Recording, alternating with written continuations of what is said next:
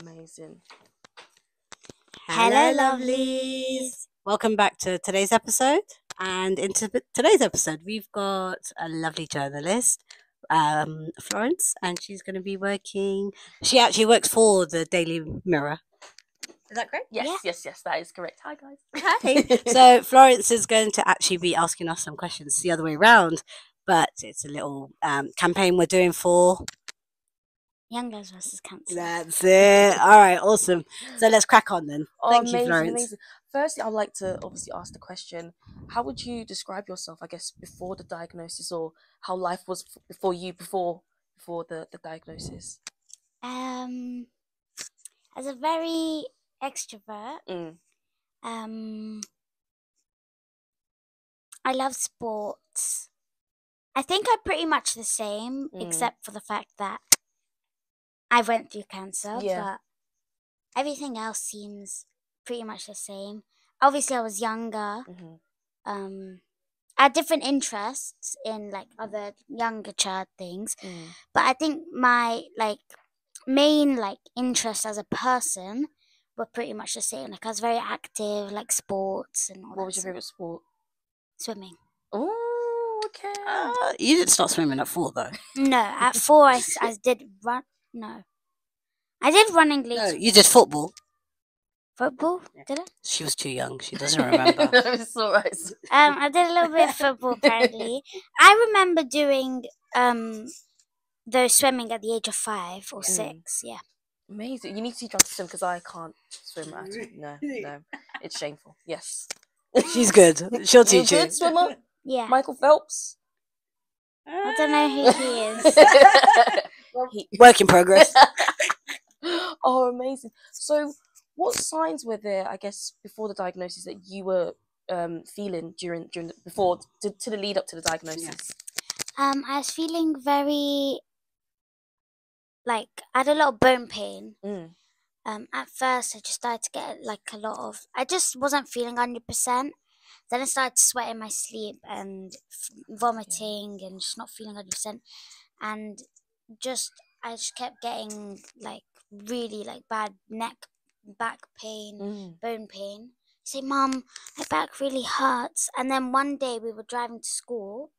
We were going to get some Starbucks because why not? We went early, and a doctor said, maybe she's jealous because of her brother. So my mum thought, okay, maybe it's right. Oh wow, is that what they said? Oh, yeah. Okay. So my mum thought, to the sickness. Yeah. So they thought maybe it's just growth spurts, or maybe she's just a little bit jealous and playing up. So then, so then my mum said, okay, let's take her, out just a bit earlier before school. So I got dressed in my uniform and we were driving to Starbucks. And then I was like, Mommy, I'm really sorry, but I just don't feel well. Can we please go to hospital? Oh. And then my mum turned the car and we went straight to A&E. Look at that. Yeah. And yeah. And so you're at A&E. You've just said the symptoms, I guess, to the nurses. No, it was actually, we've been to the hospital a few times before. So we've gone to the GP and hospital in total about 7 times over about 6 weeks. And I think on the 4th hospital visit, the doctor then that met us noticed that on her notes she had no prior history, and then over a space of very short time we kept coming to the hospital, and she, believe it or not, no one did a blood test before that. She was an American doctor. Yeah. So then she said, actually, let me do some blood works. Just because we can't see anything, because they did ultrasounds and some x-rays, she said just because we can't see anything, it doesn't mean there's nothing going on. Yeah. Something must be not quite right with your child. She was normal, and then now she's come in too many times. And then within hours, we found out. Wow. After that one blood test, simple blood test. I remember my my nursery teacher, she's amazing. I know her till today, and I know her sister's daughter. We have a number, we're best friends. So anyways, she was really helpful at the time because my mom, I didn't feel well and I was always sleeping, and my teacher knows me really well, as one of the students. She was like, that's not Tia, she doesn't sleep, she's always playing with other kids and stuff. So I was always sleeping, having naps. And then And then my teacher said, right, you have to come pick her up. So my mum picked me up, and then she called the doctor. My mum called the doctor. And when she was calling the doctor, the doctor said, go to pediatric hematology. And then my mum called my nursery teacher and said, okay, I'm going to take her to pediatric hematology. And then my teacher was like, whatever you do not search pediatric hematology. Whatever you do, don't do it. And for some reason, my mum always says this, for some reason, she listened to her and just didn't Google it. And she was wondering, why would I not search that up? Yeah. So then she just drove me to the hospital, and then they found out the news. Oh, wow. And how was that? Were you ever expecting that news for them to tell you? I mean, obviously, they're putting it down to jealousy of some sort, or exactly. They said, oh, it's psychological, oh, it's growing pains, oh, she injured herself, all sorts. But I think when the doctor took her blood, she said maybe it could be like because she actually called me back and she said something's come up with the bloods. I think maybe it's some sort of blood or bone issue. So I thought maybe they were going to tell me she's got a bone condition, like an illness, a bone illness, or I thought maybe like I just get tired very easily type of illness or something. Yeah, anemia or something. Yeah. I just didn't expect cancer. Wow. And I had never known anyone with cancer. So close as well, yeah. And so young as well. Yeah, I didn't expect that. So I remember none of this, by the way. Really? I only remember, I think I remember like a little 1 second deja vu of me in the car telling my mum to go drive back. And that's about it. Yeah. But I guess your teachers are saying that, so you were sleeping during class then, all of this was happening, the teachers themselves are saying. They kept telling me, you go back. I would tell them, because we're really close, I was like, I keep taking them and they're dismissing it. And they would say to me, doesn't matter, mother's instinct. There's something quite not right about your daughter. Go, just keep insisting. And I was like, okay. And then they also were on top of it. They were like, just keep going. It doesn't matter. No matter what they say to you, there's not something quite not right about Tia. She's now not playing. She used to play and now she doesn't play. Like, like she used to eat and now she's not really eating much. So her personality changed. And I think that was the biggest indicator. Yeah. So how soon after the diagnosis did you guys start treatment then? Was it within 2 weeks? No, 2 days, 3 days. 2 days. Yeah. You started chemotherapy. Yeah. How was that? Do you remember that time during? How was it? I guess. I do remember going to St. Mary's, right? And then then I went to my local hospital, St. Mary's, and they took me in an ambulance. It was my first time in an ambulance, and my auntie was there, and my dad was there, and my mum was there. I think my grandma was there as well, but I don't think my grandma could come or my dad. There was only like 2 people, so my mum and my auntie came in the ambulance, and we went to Gosh. And then when we got to Gosh, I think that's all I remember. But I think that was the first time when they started the chemo at my local hospital, just like the first dose of chemo, and then just because it was like a big deal, they took me to. No, they didn't. They did her bloods. They gave her blood transfusion. And then and then she had to do a bone marrow aspirate. So a piece of like a biopsy, a piece of the bone marrow, at Gosh, and then they started off with the treatment. And I think within 2 days they did her first round of chemo. Wow. And I remember that because they had to put her on steroids, and it made her really angry. And I remember my mum always tells me this story where I was like jumping on the bed, screaming at my dad, throwing things at my dad. Like, that's how crazy like steroids makes you. I do remember not one thing. And my dad was really panicking. He was like, what do I do? Why is she like so angry? Like, because I'm a really calm person and stuff. Like even if I wasn't calm, no one would throw stuff at their dad. My dad was so panicked. He was like, what do I do? What do I do, Shaiba? What do I do? I'm so scared. What is she doing? And then my mom was like, don't worry. It's just the medicine. She'll calm down in a few minutes. And I apparently I was just jumping on the bed, screaming like things and throwing things at my dad. I don't remember any of that, but was it like that all the time, or was it story? So every time she takes steroids, it switches her mood, but obviously not to that level. I think it was like the first time I got yeah, it. Yeah, the initial shock. Yeah, It was like to my body. It was like, I'm angry. Yeah. But then after that, she adjusted. Like it takes time for her body to. Although I'm not when I do it doesn't make me grumpy. It gets me really grumpy and angry, but not to the point. And hungry. And hungry. Very hungry. Not to the. But it makes me like crave a lot, like random things. Like I'll start craving cheese. She had meatball pasta for breakfast. Just Did right in I? the morning. I swear to God, meatball pasta for breakfast. And she woke up and she was like, at 4 a.m., I want fried chicken now. And I'll try and get no, not that frozen one. Go to KFC. I'm like, Mama, no one's open at 4 a.m. What do you mean fried chicken at 4 a.m.? Where am I going to get that KFC at 4? I don't care. And apparently the doctor said, yes, it's very common. Wow, all the kids crave fried chicken. Fried chicken, meatball, and cheese. I guess greasy, fatty food. They like greasy, fatty food. Everything my mum hates. So that was the steroids. How was the chemotherapy? I guess as a whole, you know, from the initial. How long did it last for? 2 years. 2 years. Wow. And how was that? I guess. I mean, you don't remember much, but how was it seeing it from the start? Seeing her like in pain, losing her hair, it's a bit harsh. I think because it's so long, you then start to get kind of used to it, and then it's more of me getting harsh for me, and just the weight gets off my mum and my dad a bit more, and then it's on me, and then sometimes it switches. So in one like milestone of my experience, it'll be like me really upset, and then the next thing it'll make my parents really upset, and then it'll just be like something that would make me upset, and I'll just keep going. Or sometimes, and then sometimes it'll just be it makes us both upset, my parents and me.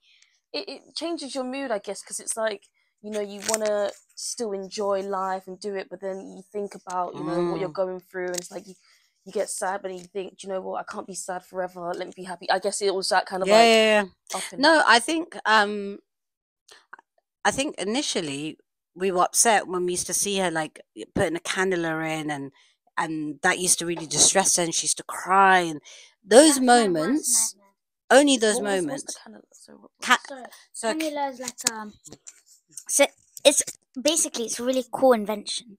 It's like a needle that goes through, but outside of the needle is a little plastic piece, just little plastic tube, but it's very thin and very small, and it's connected. So when you like put it in the arm, you put it in a vein, and then it's just like a normal blood test, but then you press something on the side, and it takes the needle out. There's no more needle in your body, just a little plastic piece, and then you do the blood, and then when you take it out, you take it out. So they keep it in, so they keep this little plastic thin tube in the vein, so they can do your bloods and give you chemotherapy initially.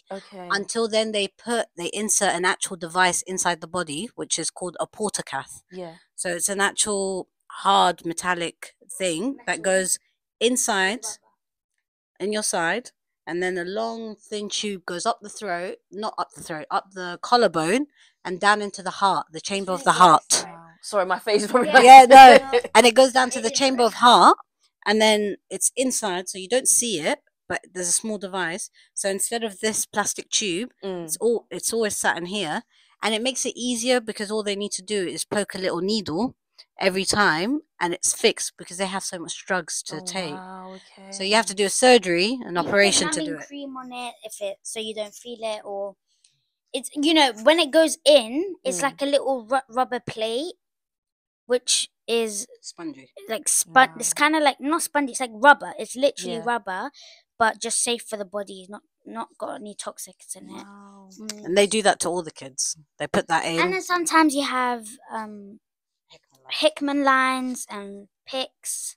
There's loads of like cool things that scientists. Because they do a lot of bloods and a lot of treatment, a lot. So they need something more fixed and less distressing for the kids. Oh wow! I guess so. Obviously, you got involved with Young Lives vs Cancer to help you during that time. what happened prior to then that made you reach out to Young Lives vs Cancer? What sort of... We didn't reach out; they reached out to us. wow. So they located in. So, for instance, with us, they were located in Great Ormond Street Hospital. So as soon as Tia was diagnosed, they were the first person I remember seeing was my social worker. Oh, old social worker. She just came and introduced herself. So she went, "Hi, my name is blah blah blah, and I just want to say I'm really sorry you're here, but the journey is tough, and I'm here to help you, and you're gonna need to do X, Y, Z." And she went straight in and told us the main point. And she said, "And don't worry about it. We're gonna do that. Yeah, I'm here to do this for you." But there's a lot, and obviously when you first go in, you have no idea what's gonna happen. Yeah, no, nothing. And then they came in and they just they swoop you in. They know that she's been diagnosed. I didn't make a contact. I think they kind of like have a list of recently diagnosed children. And then those are like on their emergency. And they find out the cubicle, the day they're in, and they come in right at the beginning. Wow. And they come in straight away. And they say, "What do you need? This is what we're going to do to help you. You're going to need this. You're going to need that. A letter to your job, like to your work, because like if you're obviously working, you're going to need a letter. An excuse on why you're not. You're going to need a application for a disability, blue badge, blah blah blah, all of that stuff." Wow. And I guess obviously during that time as well, you had to leave your jobs as well to help juggle childcare. Yep. How did Young Lives vs Cancer help you during that time, I guess, in transition, or how did you manage that time? So right at the beginning, they said that the doctor said that you're going to have to quit your job. You're not going to be able to do this. Wow. Like, with your kid, it's full on and it's harsh. And they helped obviously with grants, and they help you with applications to like DLA, disability living allowance, and stuff like that. And they do come in and support you in that sense. They give you vouchers for food, like a lot of the like grants and VIP payments. Oh, okay. Literally VIP treatment. VIP, okay, I like that. I like that. No, that's really good. So I guess they came in. Obviously, this is like new territory for you. Yes. They came in, helped explain everything. Yeah. Helped you manage that time, and I guess release some of the pressure. I guess for you guys, did you feel exactly? That? Yeah, exactly. Oh. I mean, just looking back and thinking about it, you're literally bombarded with information by the doctors about what the hell happened to your life. It's just gone upside down.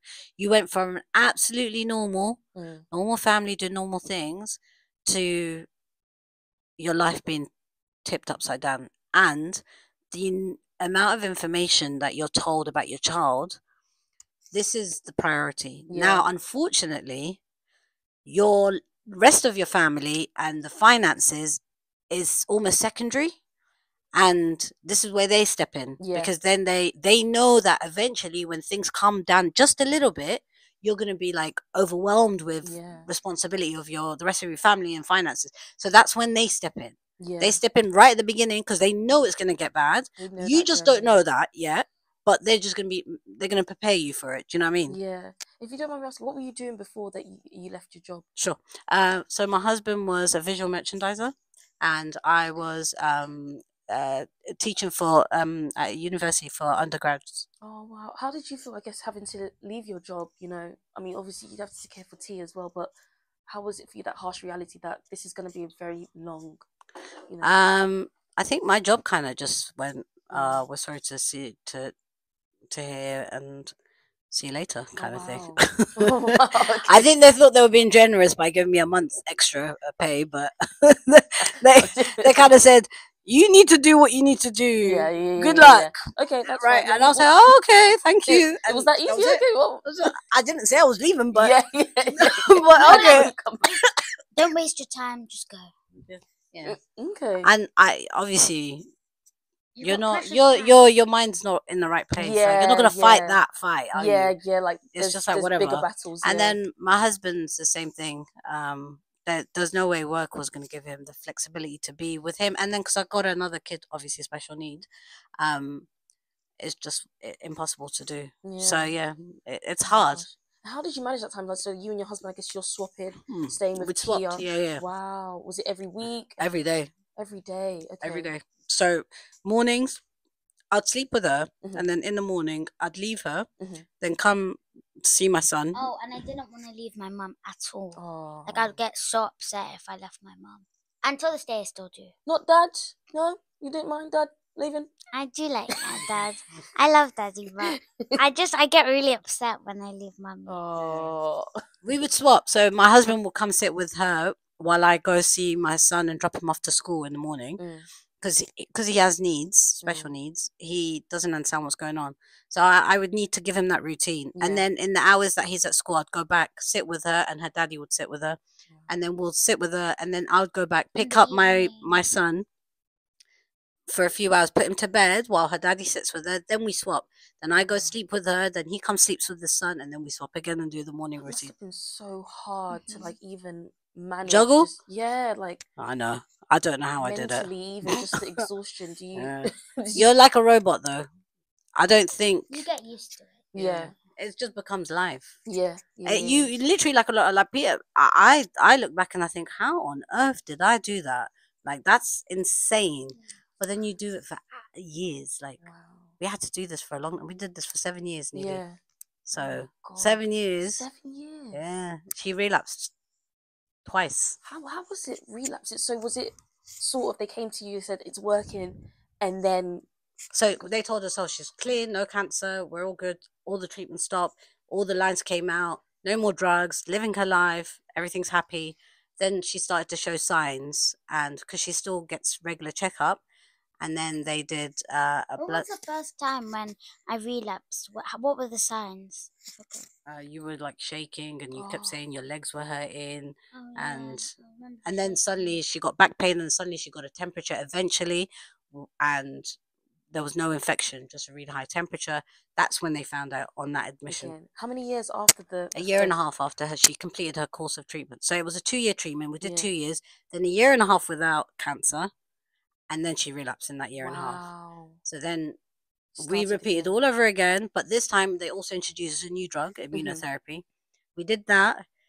Everything was going well. How long was that period? Sorry. So the second treatment. So no, that the second treatment should have been 2.5 years, almost 2 years and 4 months, and then I think a year and a half into her treatment. So while she's in treatment, she relapsed, which I didn't know you could. Yeah. But she did something called isolated relapse, which means not in the bone marrow, in the spine. They only found it in the spine. So then that's when they said, okay, well, we can't do this, continue doing chemo anymore. She has to do a bone marrow transplant. Oh, wow. And radiotherapy. Yeah, and radiotherapy. Do you remember, and chemotherapy. Do you remember that time during the bone marrow? That's recently. So that was the last year. Wow. So she relapsed last year. And she had to do, and she was doing treatment for the initial relapse, and then she relapsed in the relapse. So she had to do a transplant. And that's when we did it. Last year, almost a year ago, is when she did her transplant. And she remembers everything. Wow. And how was that for you? I mean, do you remember relapsing the second time? Yeah? She had no symptoms, though. Wow, none at all? So the second relapse, it was just a routine check. So they routinely she has to do a surgery every few weeks and put chemo in the spine. And they do a sample. And every few weeks, they sample to see if they have, God forbid, cancer in the spine, in the brain, and for the boys, the testicles as well. And when they did the routine check, they found it. And they were like, oh, okay. They didn't expect to find it, but they did. So there was no symptoms for her second time. But the first relapse, I told you, she had some pains and she had a temperature as well. Yeah. How was it, I guess, for you, T, as well, finding out the second relapse, was it, I guess it must have been quite disheartening, during the journey and then...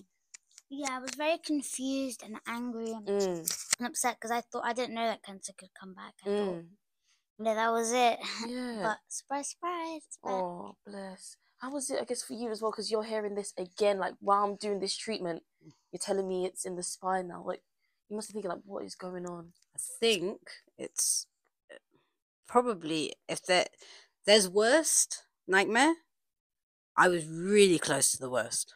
Like, there's an ultimate worst nightmare for any parent. I was that close from being there.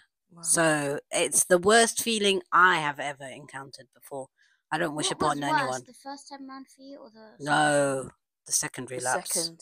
was That worse? was unexpected, I guess. Yeah. And then they're saying, I guess, them saying to you, chemo's not going to work. It's Exactly. a bone marrow transplant. That's when you're Exactly. thinking, Exactly. my God.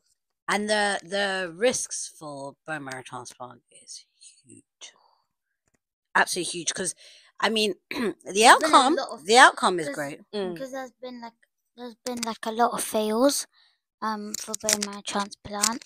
So I guess when you think of bone marrow transplant, it's really scary. And you're so young as well, so it is frightening because transplants always existed, but when it works, it's brilliant. But when it doesn't, it's fatal. Yeah, literally. And they don't introduce that line of treatment unless it's absolutely necessary. And in her case, it was. And I just remember like being in Great Ormond Street in isolation rooms and always hearing the emergency bell, and it used to always scare me. I think one person died. Oh. One or two. Like that's how scary it was.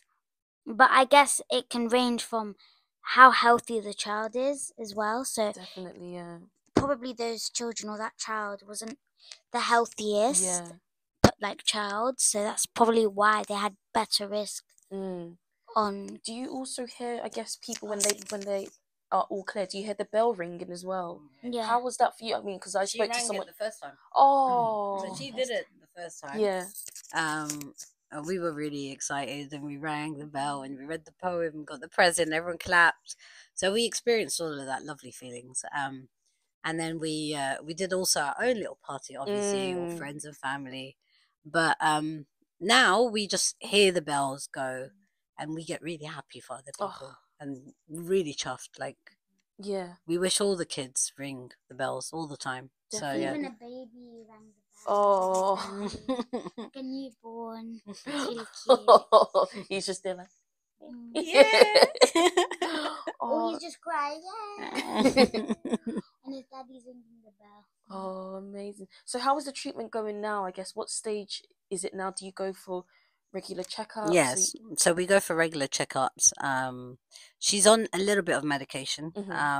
She regularly does her bloods. And they just monitor everything basically. But yeah, I mean, the worst part of the transplant is over. Yeah. Obviously. Yeah. She's at school now and trying to get back to her life. We're trying to build her strength and her fitness level back up again.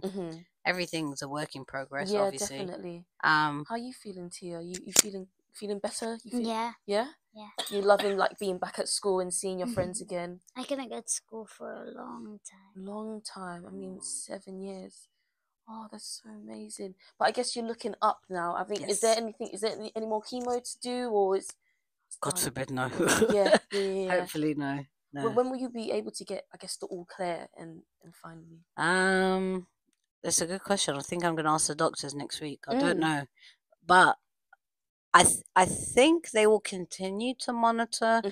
I mean, I know in the cancer, if it was a regular chemo, it's usually 2 years post the end of treatment. So it would be 2 years. On the last day of your chemotherapy, you have to wait 2 years, and then you get the all clear. After 2 years, then it's unlikely you're going to come back. 2 to 5 years is usually But with transplant, I have no idea. I don't know. Wow. I mean, but obviously the transplant was a success, you know. Were you able to celebrate that time and rejoice that it was, you know... Internally. Yeah. Internally. Oh, God. I think we try and keep our celebrations limited a little bit. I think we've had too many bubbles being burst for us. I think internally we celebrate. Like I took her away on a short trip, just me and her, like a girl trip to Paris. Hey. When everyone said, "Oh, she's allowed to do stuff," and I was really happy. It was for her birthday, so we do little things.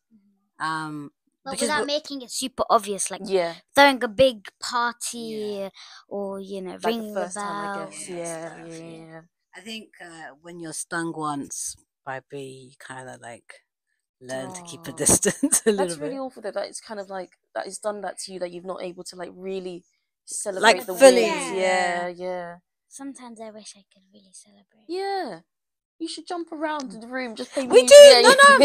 No. We do. Like, we're always like rejoicing. We're always like celebrating. We do things that we like to do, but it isn't in that traditional, expected way. Like doing a party and everyone. I know everyone wants to celebrate, but yeah, I get what you mean. Yeah. Oh. Celebrate. What do you want to do? I want a party. Yeah. Okay. And I'm invited. Of course you are. Of course. Just had to make sure. You're the first invite out. Oh, amazing. Well, what are you looking forward to the future then? You got another holiday planned? Are you... Hopefully I'm going to make a wish. I don't know what it's going to be yet, but yeah. I'll think about it. Ooh, what options do you have? Absolutely anything. The world's your oyster. Limited oyster. Who's your favourite artist? Millie Bobby Brown. We're going to ask for that. Yeah. Zendaya. Oh, yes, absolutely. yeah. That's absolutely that's a perfect list to me. Let's throw in Beyonce there as well. It's not her. Well, let's wrap this up. Before Beyonce gets upset.